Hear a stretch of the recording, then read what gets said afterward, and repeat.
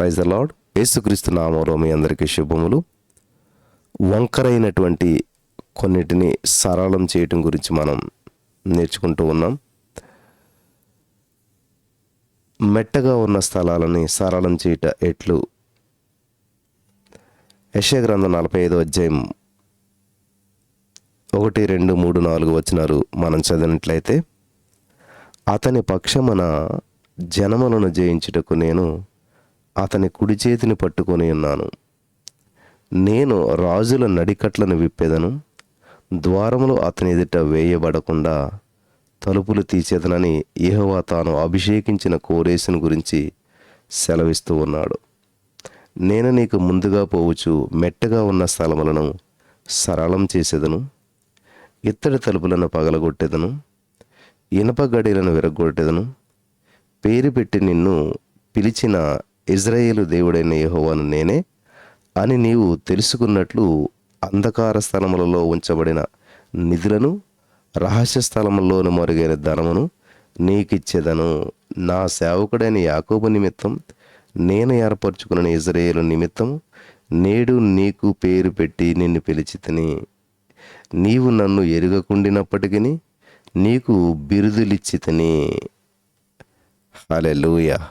స్తోత్రం దేవా. ఈరోజు ఈ యొక్క వాక్యపు వెలుగులో మమ్మల్ని నడిపించి బలపరిచి విడుదలను అనుగ్రహించి కృప చూపించమని వినిచుండగా అనేక మంది జీవితాల్లో వాక్యం వెల్లడగుతూ ఉండగా వెలుగు కలగాలి, అద్భుతాలు జరగాలి. సమస్త మహిమ ఘనత ప్రభావాలు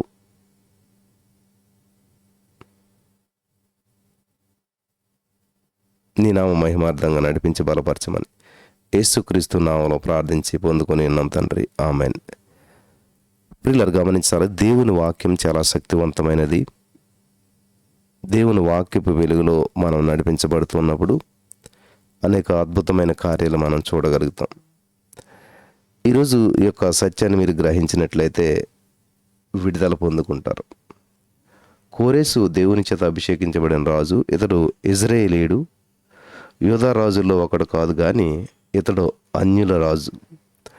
ఇతడు పారసీక దేశమందు ఒక నిరుపేద కుటుంబంలో జన్మించాడు. చిన్న ప్రాయంలోనే ఇతని తల్లిదండ్రులు తరిమేశారు. అప్పుడు గొర్రెలను కాయించినటువంటి ఒక కుటుంబం కనికరించి తమ బిడ్డల్లో ఒకనుగా పెంచారు. ఎంత ఆశ్చర్యం కదా. దేవుడు ఈ యొక్క కోరేసును రాజుగా హెచ్చించాడు. రాజు అయినటువంటి కోరేసుకు ఇవ్వబడినటువంటి వాగ్దానాలు అనేకాలు. దేవుడు కోరేసునకు జయమిచ్చాడు కాబట్టి బబులోను రాజును ఓడించి మహాచక్రవర్తి అయ్యాడు. సాధారణంగా అన్యుల రాజులను దేవుడు అభిషేకించడు. యూదా, ఇజ్రాయేలు రాజులు మాత్రమే అభిషేకించబడ్డారు. దేవుడు కోరేసును రాజుగా అభిషేకించుట విస్మయం కలిగిస్తూ ఉన్నది. ఐగుప్తు నుండి దేవుడు తాను రప్పించినటువంటి తన ప్రజలకు వాగ్దాన భూమిని స్వాచ్ఛంగా ఇచ్చాడు, కానీ వారు నమ్మకస్తులై ఉండలేదు. వారు అన్యులతో కూడా కలిసిపోయి జీవము కలిగినటువంటి దేవుని మర్చిపోయి విగ్రహారాధనకు పాల్పడ్డారు. కాబట్టి ఇజ్రాయేలీల 10 గోత్రాలను అష్షూరు రాజుకు అప్పగించాడు. మిగతా 2 గోత్రాలను నెబుకద్నెజరు చెరగొనిపోయాడు. అందువలన ఇజ్రాయేలీలను ఏలటానికి రాజులు లేని పరిస్థితిలో పారసీకుడైనటువంటి కోరేసుని దేవుడు ఏర్పరచుకున్నాడు. ప్రకటన గ్రంథం 1:6లో నా దాసుడు నా మంద కాపరి అని పిలిచి అభిషేకించాడు. కోరేసును రాజుగా అభిషేకించిన ప్రభువు మిమ్మలను కూడా రాజులుగాను యాజకులుగాను అభిషేకించి ఉన్నాడు. ఇంగ్లీష్ తర్జుమా ప్రకారం మీరు చూడవచ్చు. తిరిగి కోరేసు చరిత్రను పరిశీలించినట్లయితే, కోరేసుతో నా మంద కాపరి, నా చిత్తమంతయు నెరవేర్చువాడా అని చెప్పువాడని నేనే. యెరూషలేముతో నీవు కట్టబడదు అనియు, దేవాలయమునకు పునాది వేయబడదు అనియు నేను చెప్పుచున్నాను. యెషయా గ్రంథం 44:28లో దేవుడు మొదట కోరేసుతో మాట్లాడాడు. నా మంద కాపరి, నా చిత్తమంతా నెరవేర్చువాడని సంబోధించిన తర్వాత యెరూషలేముతో చెప్పిన మాటలివి. దేవుని ప్రజలను బంధకం నుంచి విడిపించి వారిని ఒక దేశముగా చేయవలను అని కోరేసు కోరాడు. యెరూషలేమునందు మరలా మహిమగల దేవాలయం కట్టబడుటకు కావలసిన వెండి, బంగారం, మ్రానులు కోరేసిచ్చాడు. పూర్వం మీలో ఎవరు ఆయన జనులై ఉన్నారో వారు యెరూషలేమునకు బయలుదేరి వచ్చును అని వ్రాతపూర్వకంగా ప్రకటన చేయించాడు. 2 దినవృత్తాంతాలు 36:23 తాను అభిషేకించిన కోరేషు పక్షాన రాజుల నడికట్లను విప్పేదనని దేవుడు అతనితో మాట్లాడించాడు. నడికట్టు అనేటువంటిది బలాన్ని సూచిస్తూ ఉంది. రాజు అయినటువంటి బెల్షస్సరు పాపం చేసినప్పుడు మానవ హస్తపు వేళ్లు కనబడి తీర్పును రాశాయి. చూచినటువంటి రాజు ముఖం వికారమయ్యను. దానియేలు 5:6 అతడు మనస్సునందు కలవరపడగా అతని నడుము కీళ్ళు వదిలి అతని మోకాళ్ళు గడగడ వణుకుచు కొట్టుకొనుచు ఉండెను. అదే సమయాన దేవుడు తన బిడ్డల నడుమునకు సత్యమనే దట్టి కట్టుకొనవలనని సంకల్పిస్తున్నాడు. ఎఫెసీ 6:14 శత్రువుల నడికట్లు విప్పు దేవుడు కోరేసును సిద్ధపరిచాడు. యెషయా 45:6 అనగా అతని నడుము బిగించాడు. నేడు లోకమందంతటా కూడా సువార్త ప్రకటించబడి నిమిత్తం మన నడుమునకు సత్యమనే దట్టిని ధరింపజేస్తూ ఉన్నాడు దేవుడు. నేడు నేను నీకు ముందుగా పోవచ్చు, మెట్టగా ఉన్న స్థలమును సరళం చేసేదను అనేటువంటిది వంకరగా చక్కగాను, వంకరగా ఉన్నటువంటి వాటిని చక్కగాను, గురుకైనటువంటివి సమముగాను చేయబడునని మరో చోట చెప్పబడింది. హల్లెలూయా, దేవునికి స్తోత్రం కలుగును గాక. 40:4 ప్రభువు మన ముందర నడిచిన ఎడల ఆ మేఘస్తంభము తీవ్రమైన వేడిమిని చల్లారుస్తుంది. రాత్రివేళ అగ్ని స్తంభముల ప్రభావం అడవి మరుగులను విపరీతమైనటువంటి సమస్తమును దూరపరుస్తూ ఉంటుంటాయి. మీరు పరమ కణాను చేరు వరకు దేవుని మహిమ మీ ముందర నడుచును. అడ్డాలను పడగొట్టువాడు మీ ముందర నడుస్తూ ఉన్నాడు. వంకరైనటువంటి వాటిని చక్కపరిచేటువంటి దేవుడు, మెట్టగా ఉన్నటువంటి స్థలాలను సరళం చేసేటువంటి దేవుడు మీ ముందర నడుస్తూ ఉన్నాడు. ఆమేన్. నా ప్రియమైనటువంటి సహోదరి స్నేహితులారా, ఏదో ఒక విషయంలో మీ జీవితం వంకరగా ఉన్నదా? విడిచిపెట్టలేనటువంటి వ్యసనాలు మిమ్మల్ని లొంగదీసుకున్నాయి కాబట్టి సరిగా నడవలేకపోతున్నారా? నేడు ప్రభువు అపవిత్రమైనటువంటి మార్గాన్ని పరిశుద్ధమైనటువంటి మార్గంగా మార్చగోరుతున్నాడు. అందు నిమిత్తం మిమ్మల్ని మీరు అప్పగించుకుంటారా? స్వీకరిస్తారా? వంకరైనటువంటి కొన్నిటిని సరళం చేయటం గురించి మనం పరిశీలన చేద్దాం. నెంబర్ 1, యెషయా గ్రంథం 27:1 వంకరమైనటువంటివి మరి వాటిని సరళం చేయటంలో మొట్టమొదటిది వంకరి సర్పమైన మకరము. యెషయా 27:1 తీవ్ర సర్పమైన మకరమును, వంకర సర్పమైన మకరమును ఆయన దండించును. హల్లెలూయా. వంకర సర్పం అనేటువంటిది లేవియాతీన్. ఇది మరింత పొడవైన పాముల వలె వంకరగా మెలికలు తిరుగుతూ నీటిలో సాగుచున్నటువంటి పెద్ద తిమింగలం వంటిదన్నమాట. అందువలన దేవుడు గట్టిదై గొప్పదై బలము కలిగినటువంటి తన ఖడ్గాను పట్టుకుంటున్నాడు.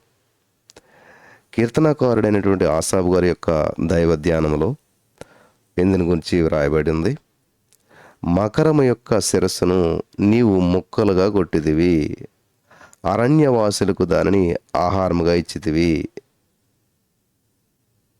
14:14 మనం చూస్తూ ఉన్నాం.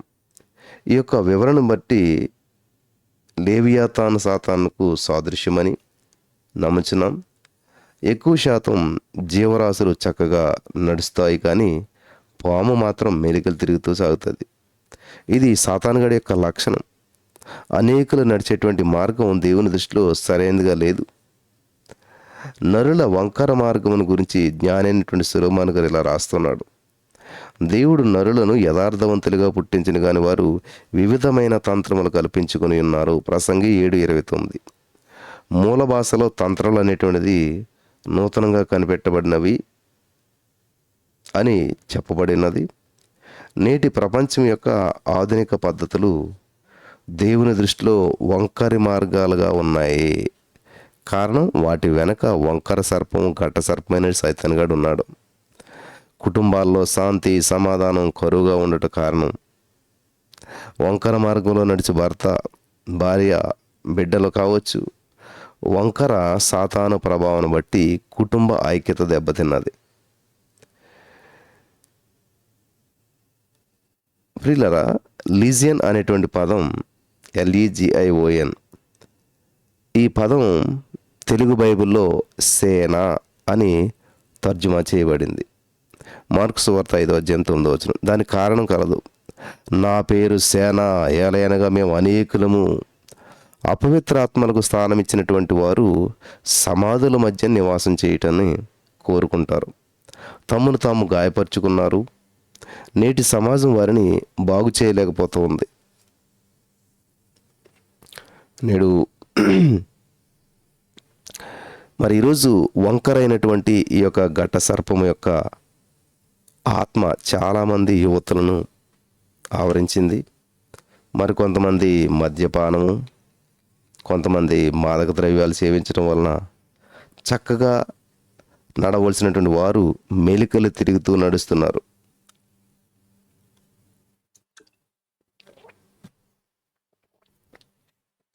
సాతాను తలను చితక త్రొక్కినటువంటి యేసుక్రీస్తు ప్రభువారు మాత్రం ఇటువంటి వారిని విడిపించగలుగుతాడు. హల్లెలూయా. దేవునికి స్తోత్రం కలుగును గాక. జాగ్రత్తగా గమనించాలి. మన దేవుడు నమ్మదగిన వాడు. ఏ సమస్య నుంచైనా విడిపించగలుగుతాడు.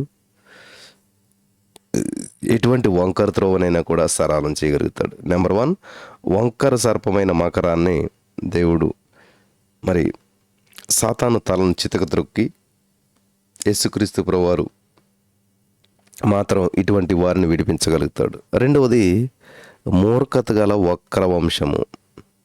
ద్వితీయోపదేశకాండం 32:5 మనం చదివినట్లయితే అక్కడ దేవుని యొక్క వాక్యం ఏమి సెలవిస్తుందంటే,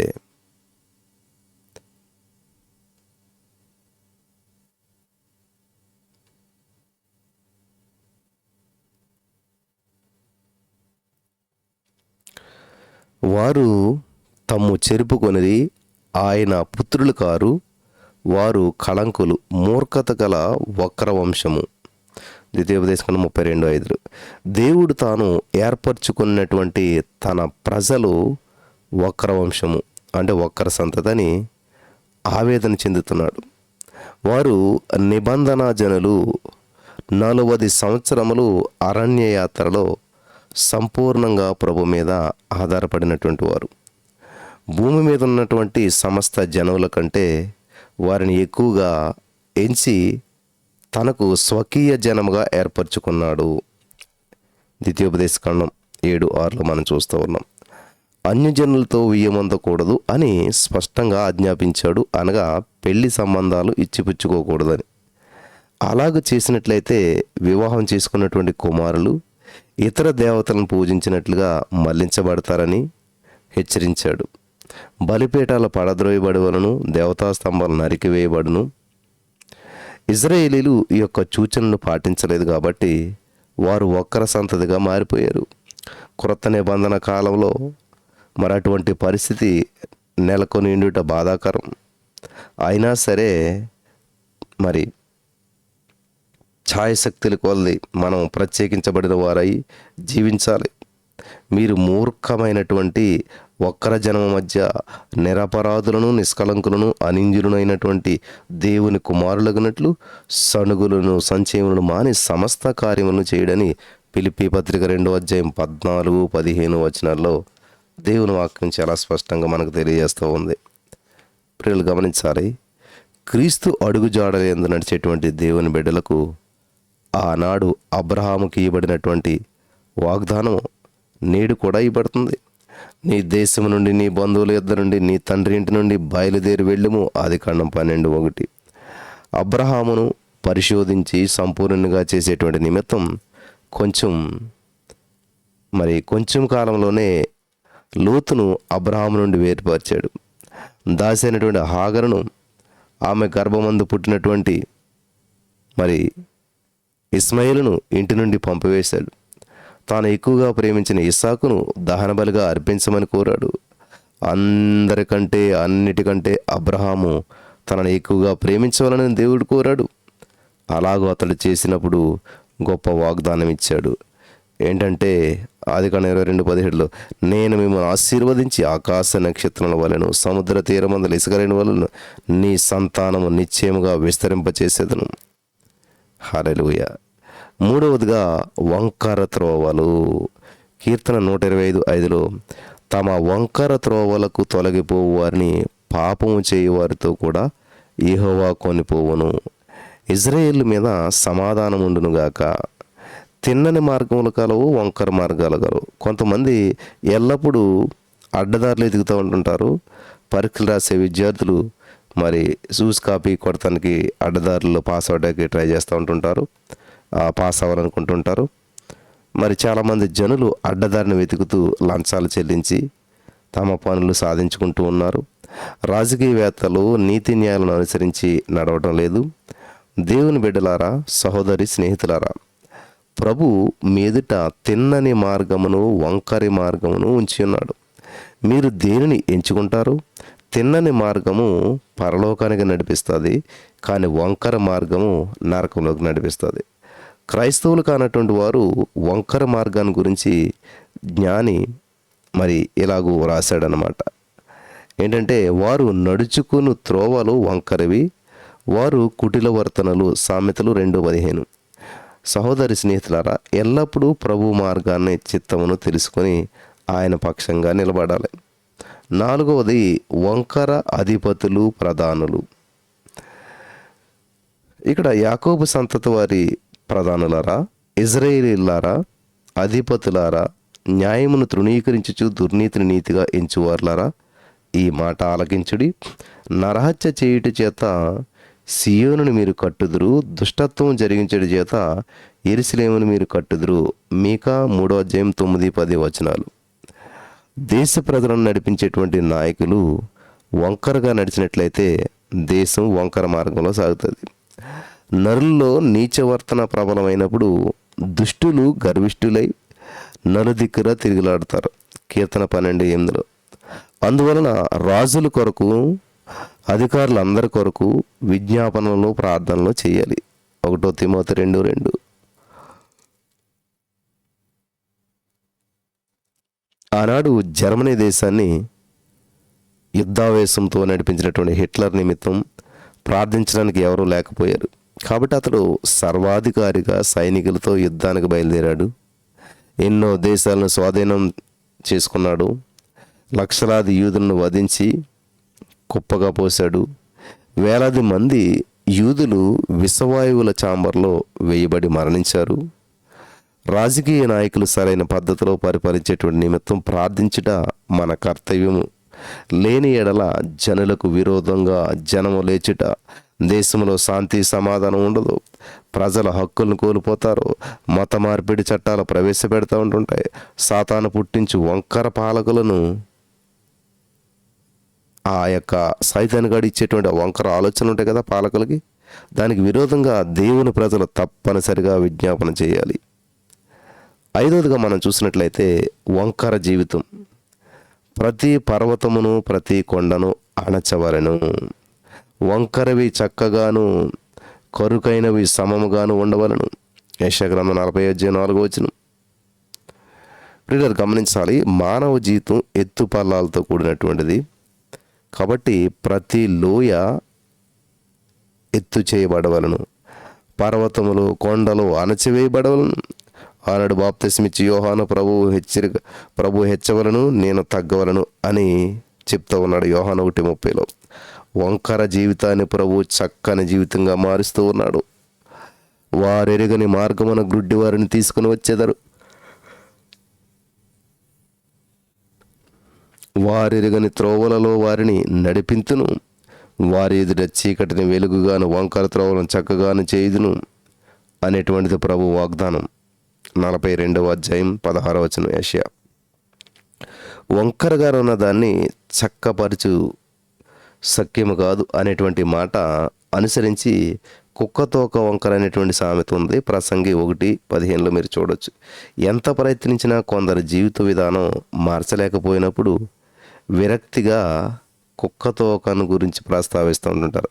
ఇది నిజము, కానీ దేవునికి సమస్తము సాధ్యము.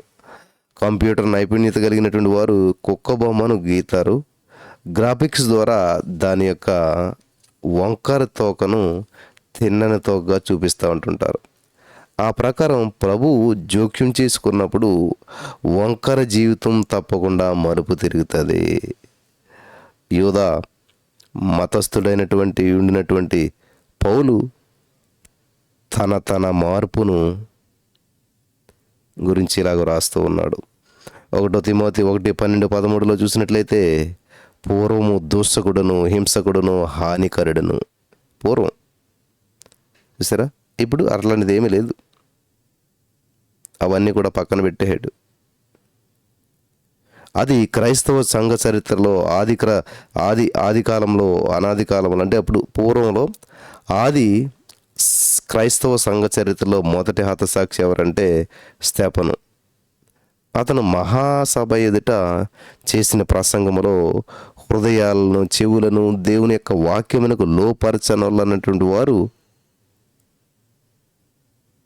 పరిశుద్ధాత్మను మరి ఎదిరించుచున్నారని అతడు పేర్కొన్నాడు. అపోస్తలుల కార్యం 7:51 మూల భాషలో వంచని మెడగలవారు అని ఉన్నదనమాట. అంటే ఎంత మాత్రము తగ్గింపు స్వభావం లేనటువంటి వారు. అవును, అనేకులు మొండి పట్టు గలవారై జీవిస్తూ ఉన్నారు. నడుము వంగిన స్థితిలో 18 సంవత్సరాలు ఉన్నటువంటి స్త్రీని ప్రభు స్వస్థపరిచాడు. సాతాను బంధించినటువంటి ఆమెను కట్ల నుండి విడిపింపదగదా అని ఆయన విమర్శకులను అడిగాడు. లూకాసు వార్త 13:16 వంకర జీవితము బంధించబడిన జీవితమే.